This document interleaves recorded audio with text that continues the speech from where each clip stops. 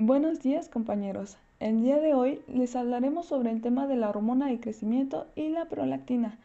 Para ello, tenemos como expositores a mi compañera Diana Michelle Espinosa Montiel, Leslie Susana Morales Vivar, Naim Alejandro Navarrete Sánchez, Berenice Romero Mejía y a su servidora Alejandra Ramírez García. Como mencionaba anteriormente, mi nombre es Alejandra Ramírez y pues me gustaría empezar a hablar sobre la hormona de crecimiento. Esta hormona también es conocida como GH o somatotropina. Como pueden ver en la diapositiva, vamos a empezar respondiendo a la pregunta ¿dónde se produce la hormona de crecimiento?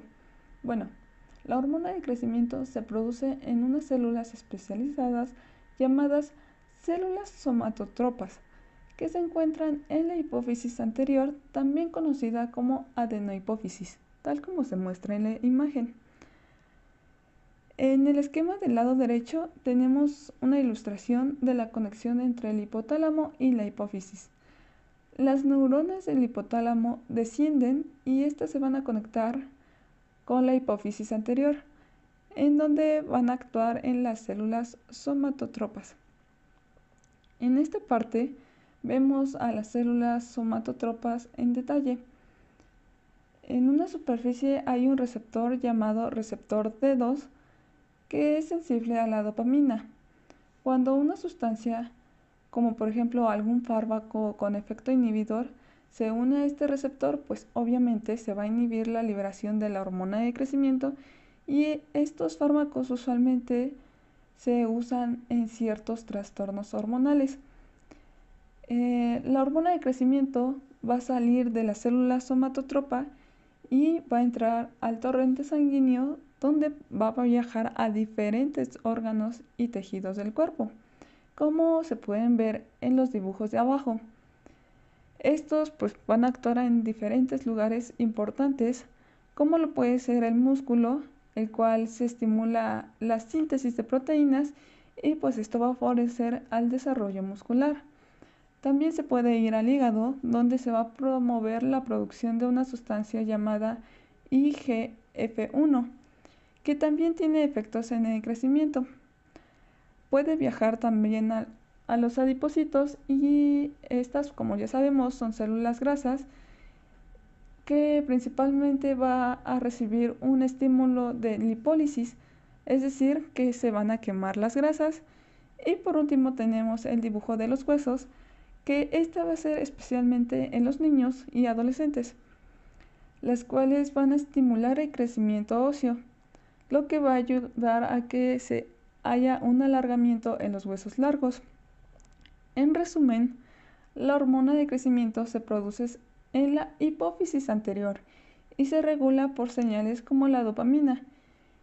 Y pues va a haber algunos fármacos que van a tener efectos importantes en el cuerpo, así como también si llega a tejidos o órganos importantes puede haber un crecimiento dependiendo en dónde llegue y en dónde se estimule. Ahora pasaremos a responder la pregunta de cómo se crea la hormona de crecimiento. Y para eso tenemos esta imagen en donde en la parte superior podemos ver un pre-ARN mensajero. Este pre-ARN mensajero está compuesto de 5 exones, de los cuales en el tercer exón es el que va a estar indicado para generar las diferentes formas moleculares que existen. Como mencionaba en la diapositiva, existen principalmente 3 formas moleculares. Tenemos a la de 22 kilodaltones, la cual es la más predominante. También está la de 20 kilodaltones y por último tenemos a la de 45 kilodaltones, y esta va a ser un dímero que está compuesta por 2 monómeros de la forma de 22 kilodaltones. Ahora regresando a la imagen, este ARN mensajero va a salir del núcleo y va a llegar al retículo endoplásmico rugoso. Ahí se va a formar la preprohormona de crecimiento. Después de ahí va a pasar al aparato de Golgi para convertirse en la prohormona de crecimiento. Ahí se van a crear algunos enlaces de sulfuro y pues se va a generar la hormona de crecimiento. Esta va a ser almacenada en gránulos maduros hasta que llegue alguna estimulación para que la hormona pueda ser secretada. En el caso de la homología van a existir diferentes hormonas que se van a parecer a la hormona de crecimiento. Hay 3 hormonas que son sintetizadas por la placenta, como lo puede ser la PBGH o también las somatotropinas coriónicas 1 y 2. En el caso de la PBGH, esta está compuesta por 191 aminoácidos y va a ser idéntico en un 93% a la forma de 22 kilodaltones de la hormona de crecimiento. Esta va a ser importante para la modulación de la producción sistémica del factor de crecimiento parecido a la insulina 1 durante la gestación. También tenemos a la HCS, o también llamada lactógenos placentarios humanos, y esta pues va a tener menos afinidad por el receptor de la hormona de crecimiento. Por otro lado, en el caso de las somatotropinas coriónicas humanas 1 y 2, van a ser producidas por el sinciotrofoblasto en las placentas y va a ser importante para mantener el embarazo y favorecer el desarrollo fetal. Por último, la hormona hipofisiaria prolactina va a tener una función la cual va a ser inducir la producción de leche, como veremos más adelante. Pero ligado a la hormona de crecimiento, esta va a tener una afinidad respecto al receptor de la prolactina. Sin embargo, la prolactina no va a tener afinidad al receptor de la hormona de crecimiento. Por esta razón es que no se estimula el crecimiento. También se conoce que la hormona de crecimiento puede secretar diferentes pulsos a lo largo de nuestro día. Como se puede ver en esta imagen, la cual fue sacada del libro del Borón, en donde nos mencionaba que una muchacha de 23 años fue monitoreada para ver las diferentes secreciones que tiene de esta hormona. Podemos ver que en las primeras 2 horas del sueño es donde se producen más ráfagas y estas van a ser más frecuentes. Sin embargo, hay otros factores externos que pueden contribuir a la liberación de esta hormona de crecimiento, tales como el estrés, el ejercicio, una dieta que sea elevada en proteínas o incluso cuando estamos en ayuno, y esto va a generar una repercusión en una elevada secreción de la hormona de crecimiento. Por último, para terminar mi participación, me gustaría responder a la pregunta de cómo es que se secreta esta hormona. Bueno, la secreción de esta hormona va a ser medida a través de respuestas hipotalámicas tanto de control positivo como negativo. En esta imagen podemos ver cómo es que se libera esta hormona. Y esto va a ser debido a pequeñas neuronas que se van a encontrar en el núcleo del arcuato del hipotálamo, en donde ahí se va a secretar una hormona que es llamada la hormona liberadora de la hormona de crecimiento. No sé, este nombre es un poco rebuscado, pero también es conocido como la GHRH. Este va a ser un péptido de 43 aminoácidos que va a llegar a las células somatotropas de la hipófisis anterior. Va a ser mediante un sistema llamado sistema de portal hipofisiario, y pues esta hormona liberadora de hormona de crecimiento va a ser sintetizada principalmente en el hipotálamo. Por otro lado, tenemos al receptor de esta hormona liberadora de hormona de crecimiento. Este se va a unir a una proteína acoplado a proteína G, la cual se va a encontrar en las células somatotropas. Esta va a ser activada por la subunidad alfa, lo cual va a aumentar la adenilato ciclasa intracelular, haciendo que se produzca una mayor transcripción génica y pues haya una mayor síntesis de hormona de crecimiento. Además de que se puede aumentar el calcio, lo que va a hacer que se estimule la liberación de la hormona de crecimiento preformada. Buenos días, yo soy Leslie Susana Morales Vivar y ahora les voy a continuar hablando de la grelina. Esta es una hormona peptídica compuesta por 28 aminoácidos que se encuentra principalmente en células endocrinas de la mucosa gástrica. Se secreta en respuesta al ayuno y su principal función es estimular la secreción de la hormona del crecimiento.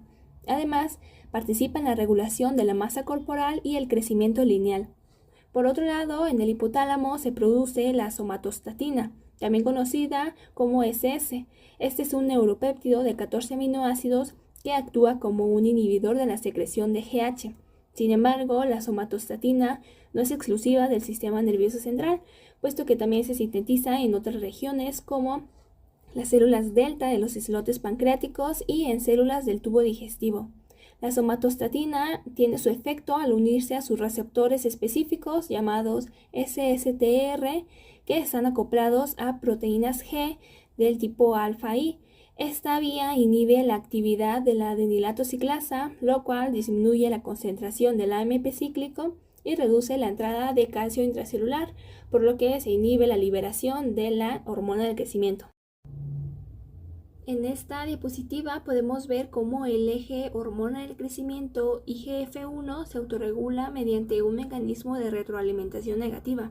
Este control es esencial para evitar una producción excesiva de la hormona del crecimiento y asegurar que el organismo mantenga un equilibrio entre el estímulo al crecimiento y el metabolismo. El IGF-1 es producido en respuesta a la acción de la GH y puede actuar tanto de manera local como sistémica. Cuando se produce en tejidos periféricos como el hueso, cartílago o músculo, ejerce sus efectos de forma parácrina y autócrina, estimulando directamente el crecimiento en las zonas donde se produjo. Sin embargo, la mayor parte del IGF-1 circulante proviene del hígado, donde su producción es estimulada por la GH. Este IGF-1 que viaja en la sangre es el encargado de ejercer el efecto regulador sobre el eje hormonal. Una vez que el IGF-1 circulante se eleva, actúa en el hipotálamo, estimulando la secreción de la somatostatina. Esta hormona, como mencionamos antes, tiene una función inhibitoria directa sobre la liberación de GH desde la hipófisis. Además, el IGF-1 disminuye la liberación de GHRH, que es precisamente la hormona que estimula la hipófisis para producir GH. De esta manera, la señal de freno se establece desde dos frentes, uno reduciendo el estímulo positivo y otro incrementando el negativo. Esto es precisamente la retroalimentación negativa. Pero también existe otro mecanismo que es el bucle corto, que es cuando la propia hormona del crecimiento también participa en la regulación de su secreción. En este caso, la GH actúa directamente sobre el hipotálamo para poder modular su propia producción, funcionando como una señal de autorregulación más inmediata.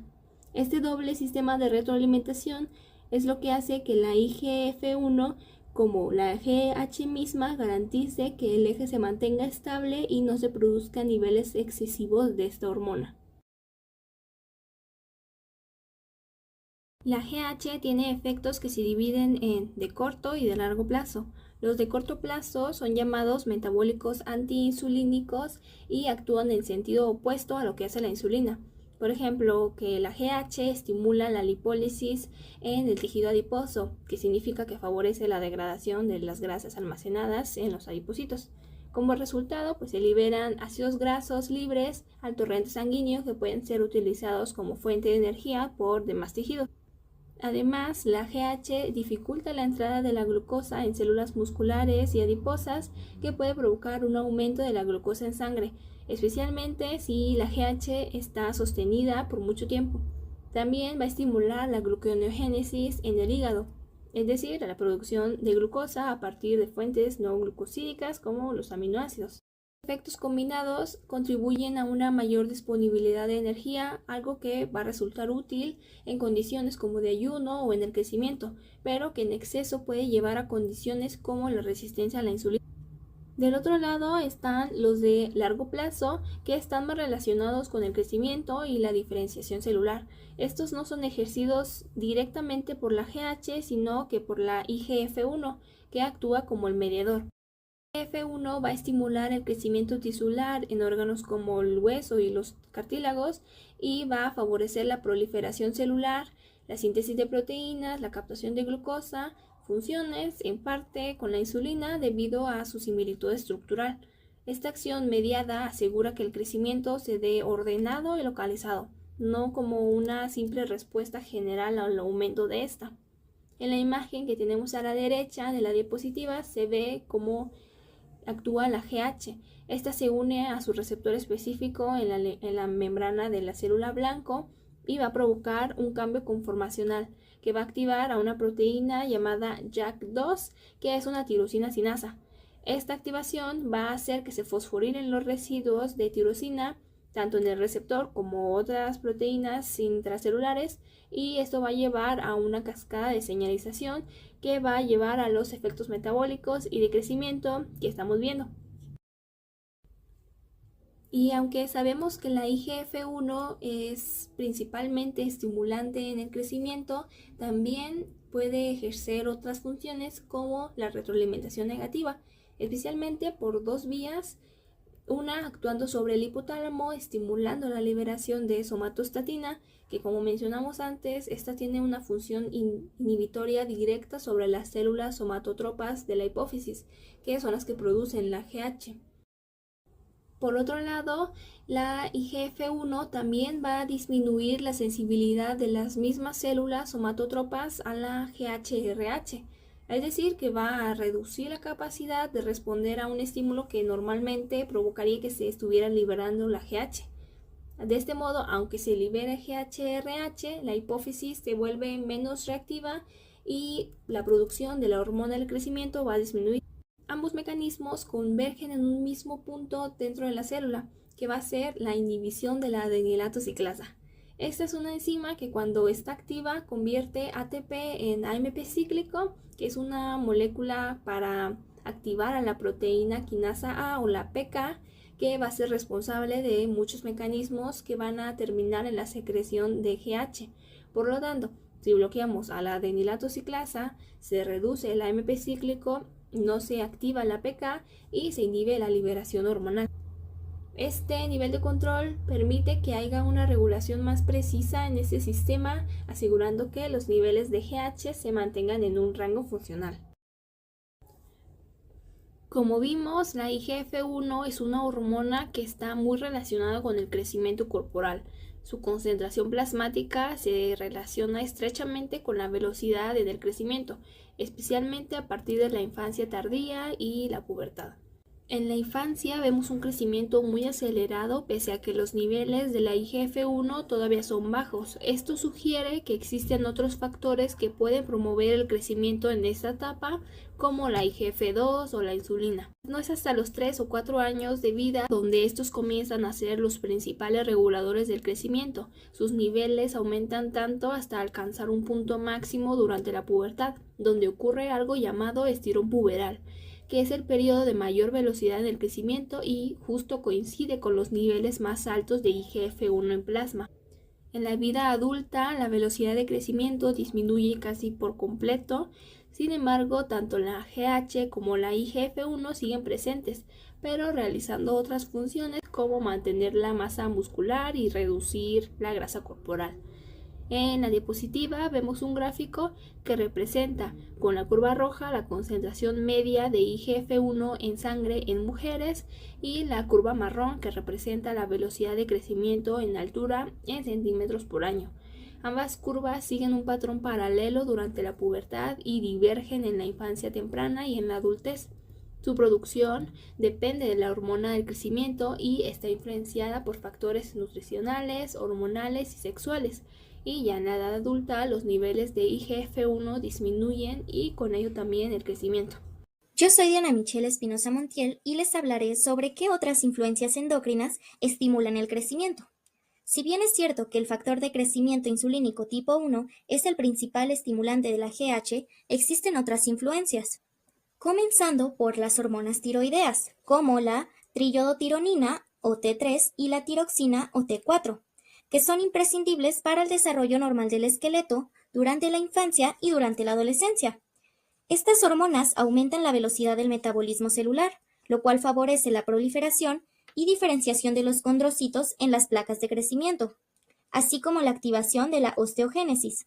Además, potencian la acción de la hormona del crecimiento y del factor de crecimiento insulínico tipo 1, estableciendo una sinergia que es fundamental para el crecimiento óseo y el desarrollo tisular. La deficiencia de estas hormonas tiroideas puede causar un retraso en el crecimiento y en la maduración ósea, mientras que un exceso de estas, como en el hipertiroidismo, puede acelerar la maduración ósea excesivamente y, en consecuencia, acortar la duración del crecimiento, afectando a la estatura final. Por otro lado, los esteroides sexuales, como el estrógeno y la testosterona, también tienen un impacto significativo durante la pubertad. Estos esteroides producen un crecimiento rápido en esta etapa debido a su capacidad para estimular la proliferación de los condrocitos en las placas del crecimiento. Sin embargo, su efecto más importante y a largo plazo es en la maduración esquelética. ¿Esto por qué? Porque los esteroides sexuales aumentan la velocidad de maduración de las placas del crecimiento, lo que provoca que tengan un cierre prematuro. Esto significa que si bien en la pubertad producen un aumento de la estatura, al acelerar la maduración ósea acortan el tiempo para que el hueso siga creciendo en longitud. Y en consecuencia, si la exposición a estas hormonas es excesiva o se presenta de forma temprana, la estatura final puede verse reducida. La influencia de los esteroides sexuales, por lo tanto, podemos decir que es doble. ¿Esto por qué? Porque promueven un crecimiento acelerado en un inicio, pero su efecto dominante es la reducción de la duración del crecimiento final. Pasamos a los glucocorticoides, que también juegan un papel importante en la regulación del crecimiento. Aunque en general tienen un efecto inhibidor, estas hormonas, como el cortisol, son fundamentales en la respuesta al estrés y en la regulación del metabolismo. Pero en exceso, su presencia puede ser perjudicial para el crecimiento. Esto porque los niveles elevados de glucocorticoides inhiben la proliferación de los condrocitos en las placas de crecimiento y reducen la síntesis de proteínas en el tejido óseo y en otros tejidos, lo que lleva a un retraso en el crecimiento lineal.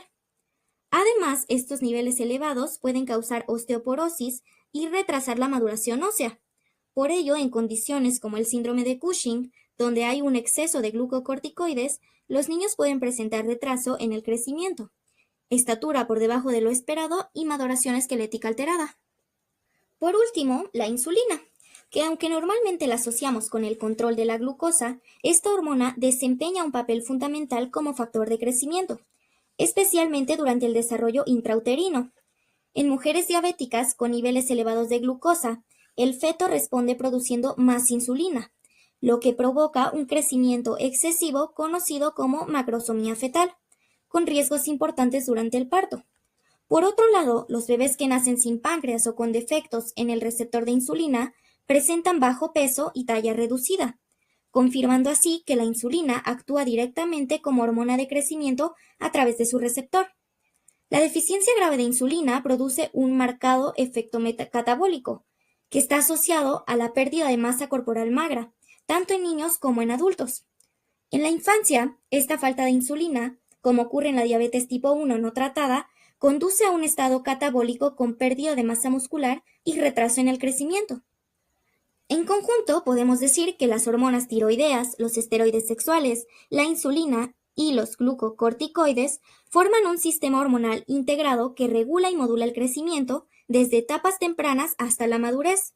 Pero tanto su exceso como su deficiencia pueden causar problemas como retraso o alteraciones en el desarrollo.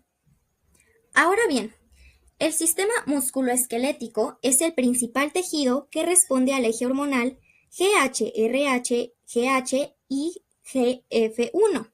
¿Y este eje cuál es? Es el eje hormona liberadora de la hormona del crecimiento, hormona de crecimiento y factor de crecimiento similar a la insulina tipo 1. Este eje regula el crecimiento corporal de manera compleja y coordinada, y para entender esta respuesta es necesario diferenciar entre los dos tipos de crecimiento óseo, el crecimiento longitudinal y el crecimiento radial.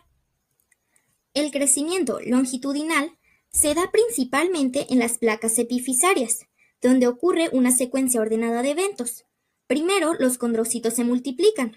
Este proceso se conoce como hiperplasia de condrocitos, lo que aumenta la cantidad de cartílago. Este cartílago luego se somete a un proceso llamado osificación endocondral. Aquí el cartílago se convierte en hueso. Paralelamente, los osteoclastos y osteoblastos trabajan en el hueso adyacente para remodelarlo, asegurando que el nuevo tejido óseo se integre de forma correcta y funcional. Este crecimiento es responsable del alargamiento de los huesos, un proceso vital durante la infancia y la adolescencia. Por otro lado, el crecimiento radial o engrosor del hueso ocurre a través de la reabsorción endostal, en donde se elimina el hueso del lado interno, y la posición periostal, donde se deposita nuevo hueso en la superficie externa. Este balance permite que los huesos no solo se alarguen, sino que también se fortalezcan y aumenten su diámetro para soportar mejor las cargas mecánicas. Mientras el hueso crece longitudinalmente, el músculo esquelético también lo hace, adaptándose a las nuevas dimensiones óseas. Este crecimiento muscular es paralelo y necesario para que el aparato locomotor funcione de manera coordinada y eficiente. Además, a medida de que el tronco y el esqueleto aumentan de tamaño, los órganos viscerales también se agrandan para mantener la proporción y el equilibrio corporal.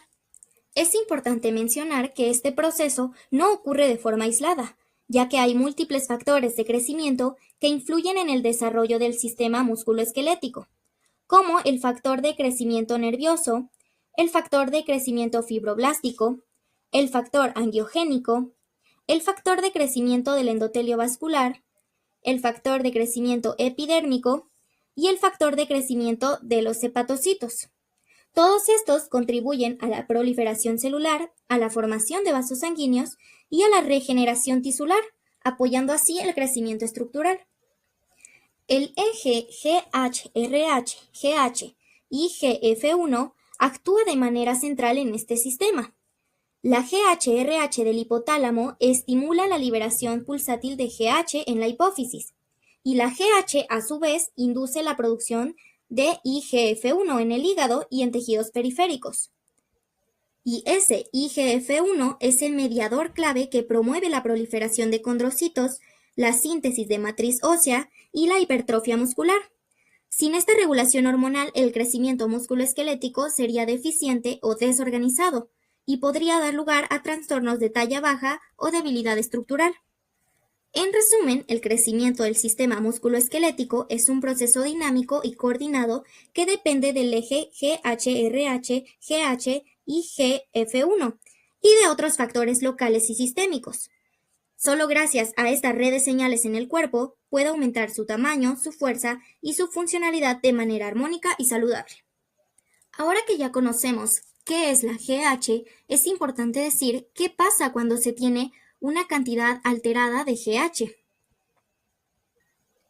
Y bueno, pues la hormona del crecimiento, como su nombre lo dice, tiene una influencia determinante en el tamaño corporal. Su presencia o su ausencia durante el desarrollo puede cambiar radicalmente la estatura y las proporciones de una persona.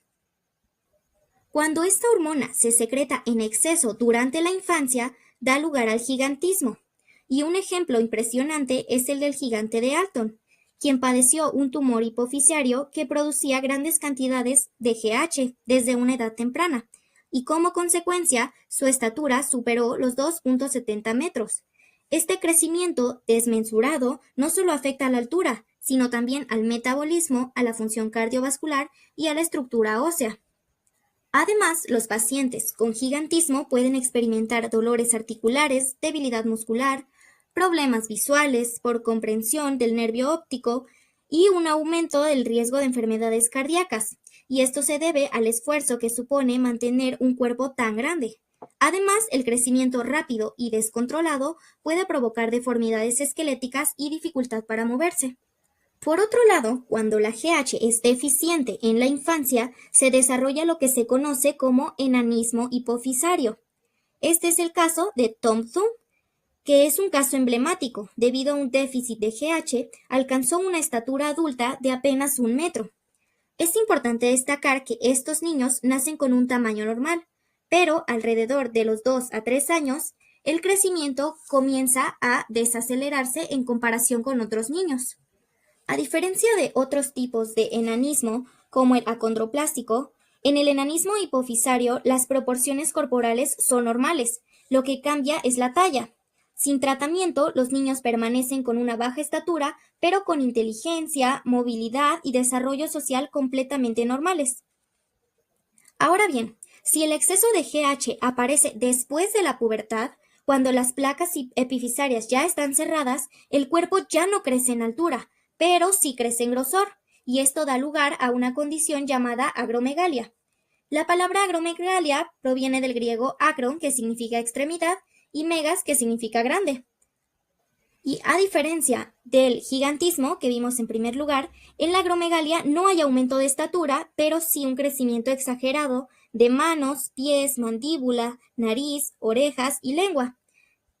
Y aquí los pacientes desarrollan una apariencia facial tosca, con mandíbula prominente, labios engrosados y separación dental.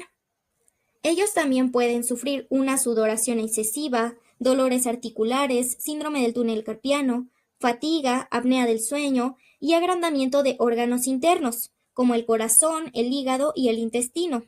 Si no se trata, esta condición puede provocar complicaciones graves como hipertensión, diabetes mellitus, insuficiencia cardíaca e incluso una reducción en la expectativa de vida debido al daño progresivo en múltiples sistemas. Como conclusión de este tema, podemos decir que la hormona del crecimiento, o GH, es mucho más que una sustancia relacionada con la estatura, puesto que es una pieza clave del sistema endocrino y cumple funciones esenciales para el desarrollo, la reparación y el equilibrio del cuerpo humano. Además, secretada por la glándula hipófisis, la GH actúa como un verdadero director de orquesta que regula el crecimiento lineal en la infancia y adolescencia, pero que también mantiene procesos vitales en la adultez como la regeneración celular, la composición corporal y el metabolismo energético. Durante el desarrollo, la GH estimula la división y proliferación celular, especialmente en huesos y tejidos blandos, y gracias a ella crecemos en estatura, aumentamos en masa muscular y moldeamos nuestra estatura corporal. Pero este sistema tan eficiente también es muy sensible, ya que tanto su déficit como su exceso pueden tener consecuencias significativas. En resumen, la GH no solo determina cuánto crecemos, sino también cómo nos mantenemos. Su equilibrio es fundamental para que el cuerpo funcione de forma armónica y saludable. Ahora pasaremos a explicar a la prolactina, una hormona conocida principalmente por su papel en la producción de leche. Para entender su función es necesario observar de cerca el órgano donde actúa de forma más evidente, que es la glándula mamaria. La unidad secretora fundamental de la mama es el alvéolo, que es una pequeña estructura glandular rodeada por células mioepiteliales, contráctiles y células adiposas. Estos alvéolos están organizados en lóbulos secretores, y cada uno de los cuales drena su contenido hacia pequeños conductillos. Estos conductillos, a su vez, confluyen en conductos galactóforos, que se ensanchan en la ampolla, que es una especie de reservorio.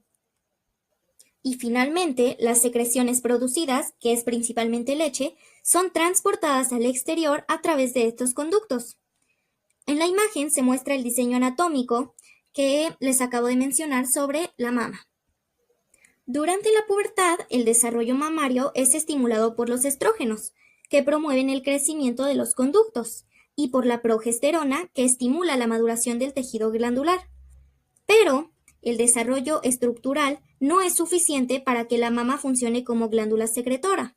Esta transformación ocurre en el embarazo, cuando los niveles de prolactina comienzan a elevarse progresivamente, junto con los de la hormona somatomatótropa coriónica humana, o HCS.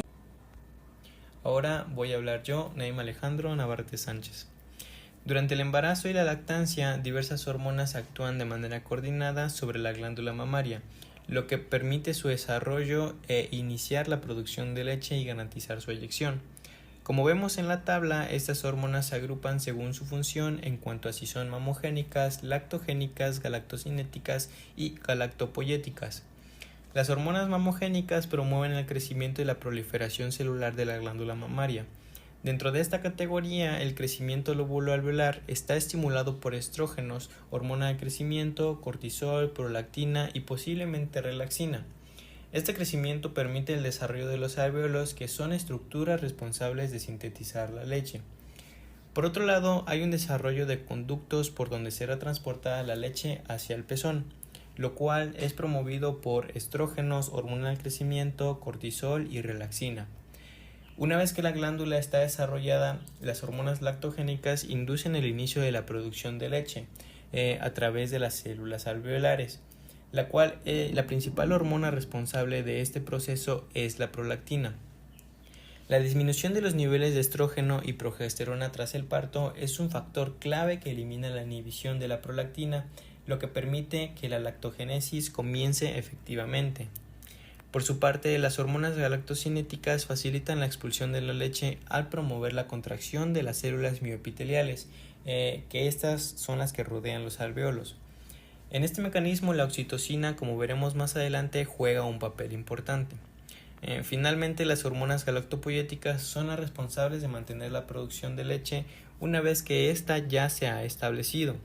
La prolactina continúa siendo una hormona principal en esta fase, acompañada por el cortisol y las hormonas metabólicas, que tienen un papel permisivo, es decir, que crean un entorno fisiológico favorable para la acción sostenida de la prolactina.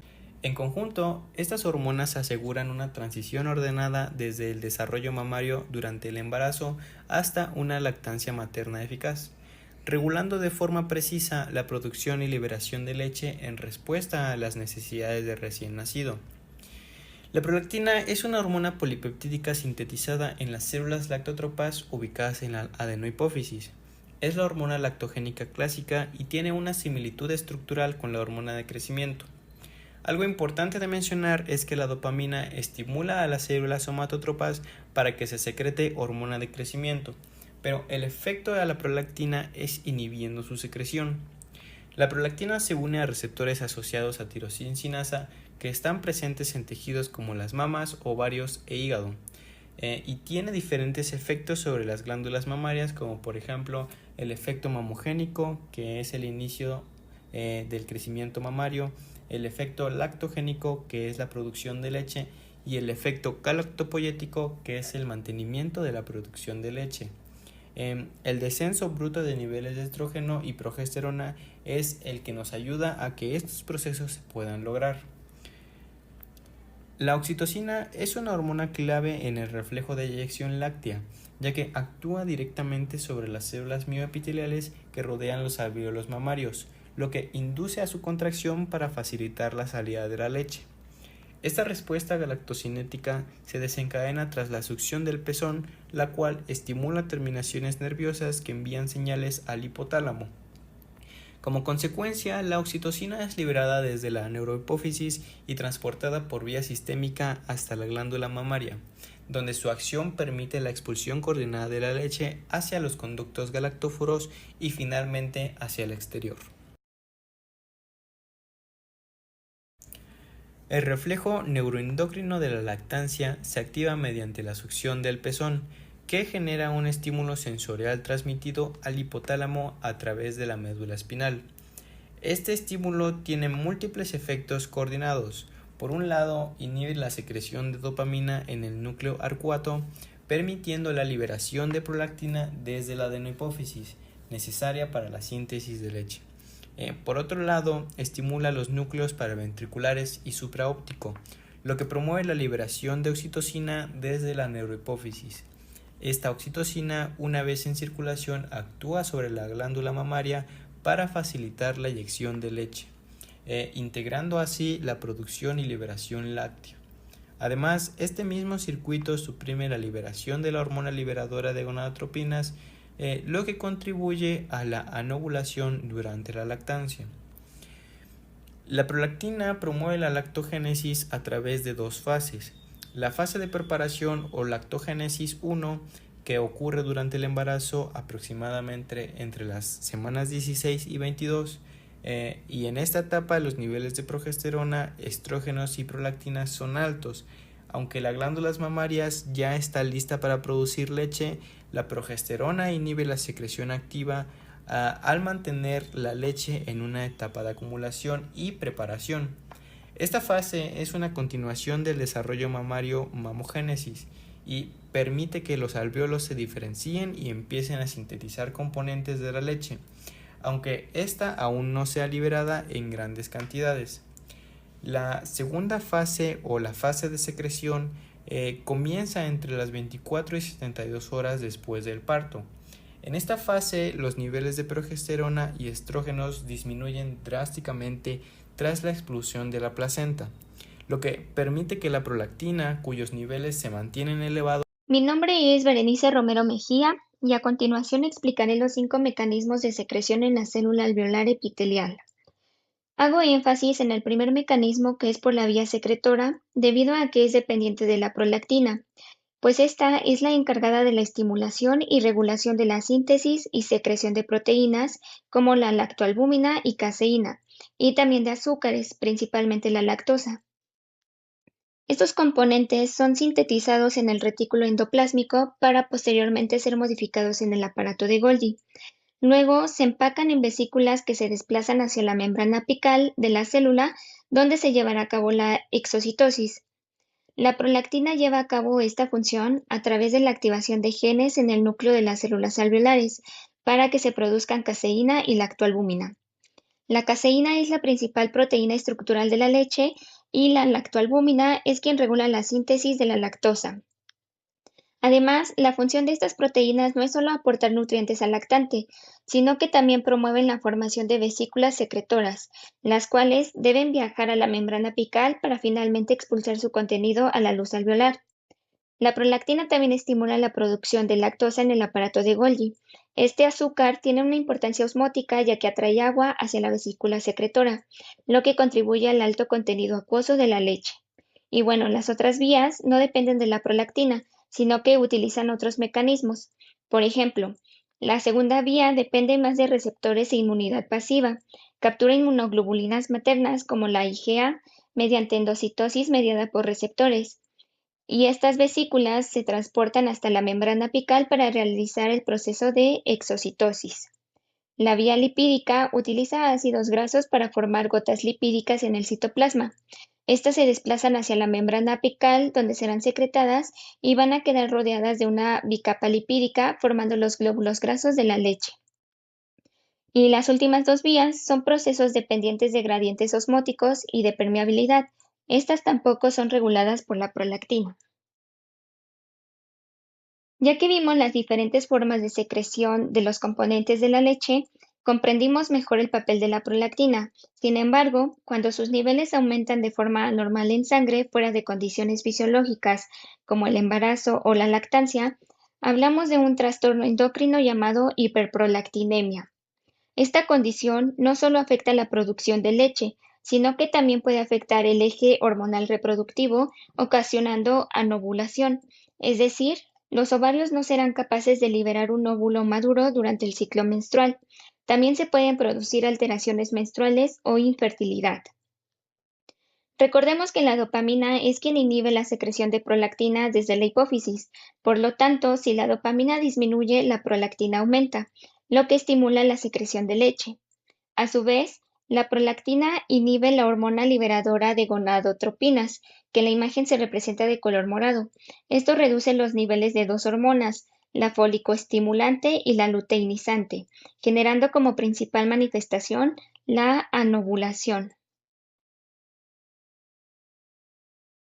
Las causas de esta condición se clasifican en tres grupos: las fisiológicas, que si bien son las que consideramos como normales en ciertos contextos, como la lactancia, el embarazo, el coito, ejercicio y el estrés o sueño, pueden elevar los niveles de prolactina sin representar alguna patología. Por ejemplo, en el ejercicio se genera un aumento temporal de prolactina, probablemente por estrés físico o metabólico, y el estrés o sueño elevan los niveles de esta hormona mediante mecanismos neuroendocrinos que reducen la dopamina y activan el eje hipotálamo hipofisario adrenal. También existen fármacos que interfieren con los sistemas dopaminérgicos, como los antipsicóticos que bloquean receptores de 2 de dopamina en la hipófisis. los antidepresivos y antihipertensivos, que suelen disminuir los niveles de dopamina afectando su función inhibitoria de la prolactina. Por último, están las patológicas, que pueden ser por prolactinomas. Estos son tumores hipofisarios que inducen la secreción de prolactina. Las enfermedades renales crónicas también son una causa, ya que se reduce la eliminación de la prolactina a través de los riñones, provocando su acumulación en la sangre. Y el hipotiroidismo es una condición que aumenta la hormona liberadora de tirotropina, lo que puede estimular la prolactina causando hiperprolactinemia. Como conclusión, me gustaría rescatar 3 puntos clave sobre la prolactina. Primero, recordar que la prolactina está principalmente regulada por la dopamina, es decir, no se estimula por otra hormona, sino que está constantemente inhibida y solo se libera cuando la dopamina disminuye. Esto ocurre en situaciones como la lactancia, el estrés o el aumento de estrógenos, lo que refleja lo complejo de su control neuroendocrino. En segundo lugar, aunque la prolactina es conocida como la hormona de la leche, necesita la ayuda de otras hormonas como los estrógenos y la oxitocina para inducir la verdadera secreción láctea en las glándulas mamarias. Además, puede inhibir otras funciones reproductivas femeninas. Y finalmente, cuando hay una producción excesiva, en las mujeres puede provocar galactorrea y amenorrea. En los hombres su función aún no se comprende del todo, sin embargo se ha observado que altos niveles de prolactina se asocian a disfunción eréctil. Muchas gracias por su atención.